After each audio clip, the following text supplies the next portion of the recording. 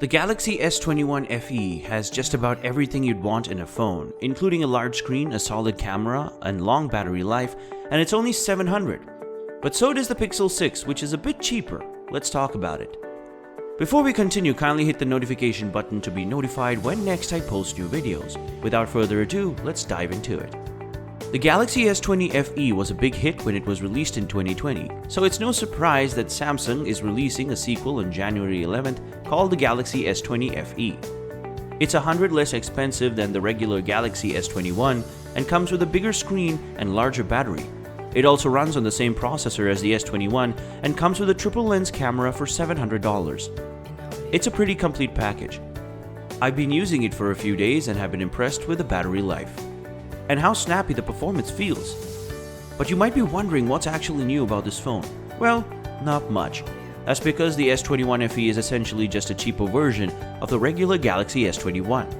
And if you're the type of person who buys last year's model to save money rather than going on for a newer one or a more expensive model, the Galaxy S21 FE is probably for you.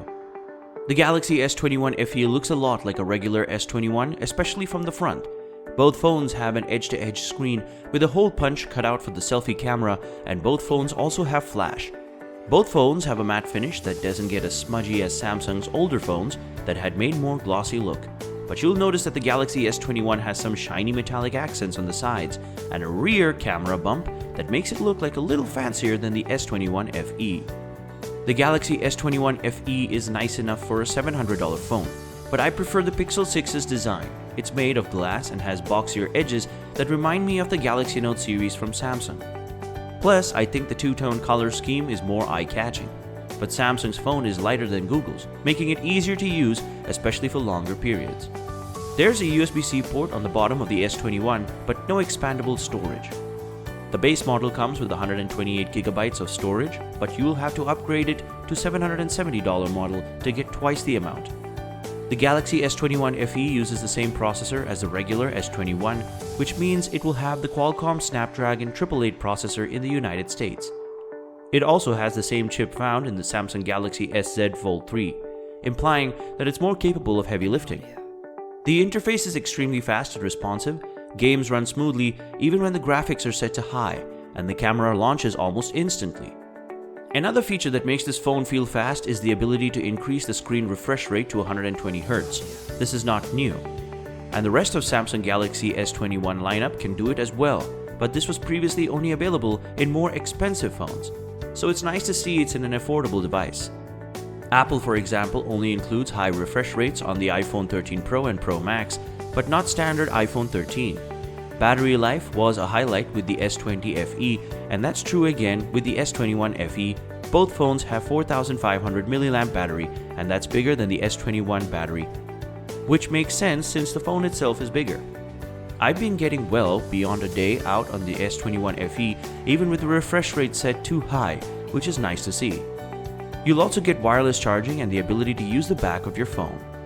Still, it's great to see these extra features on Samsung's more affordable device. The triple lens camera on the Galaxy S21 FE has a 12-megapixel wide camera, a 12-megapixel ultra-wide-angle camera, and an 8-megapixel telephoto camera are included. The main difference between this and the standard Samsung S21 is that the more affordable phone has a 64-megapixel telephoto camera. The difference was noticeable at times, but it was difficult to tell them apart in certain shots, especially pictures of street signs. Both versions of the S21 allow you to record with the front and rear cameras at the same time, but on the regular S21, you can also toggle between the 3 rear-facing camera lenses when shooting in this mode, which you can't do on the S21 FE, and this might be useful for YouTubers and vloggers, but honestly, I didn't feel like. The main advantage of the Galaxy S21 FE is that it has a dedicated telephoto lens. The Pixel 6 only has 2 lenses, a 50-megapixel wide-angle camera and a 12-megapixel ultra-wide-angle camera. So the S21 FE is far superior for taking closely zoomed photos. The S21 FE has a digital zoom range of up to 30 times and an optical zoom range of 3 times. In comparison, the Pixel 6 can only digitally zoom in 7 times. It also lacks the dual recording mode, but Google has some other camera tricks that Samsung lacks. One of my favorite features is the face on blur, which fixes blurry faces when the subject moves. Google Lens is also built right into the Pixel 6's camera, making it far more useful than Samsung's Bixby Vision. Image quality varies slightly between the two devices. The Galaxy S21, like other Samsung phones, tends to boost color, but the photos on the Pixel 6 appear more realistic.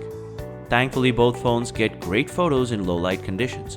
Although I thought the Pixel 6's photo was a little bit brighter, the Galaxy S21 FE is a real solid phone for $700. It's less expensive than the S21 and even better in some ways, such as screen size and battery life, but the Pixel 6 is also a tempting option. At $600, it's even less expensive than the S21 FE, though it's heavier and lacks a telephoto camera lens.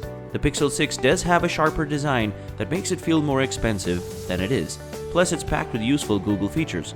For example, you have the Google Assistant screen spam calls or wait on hold for you.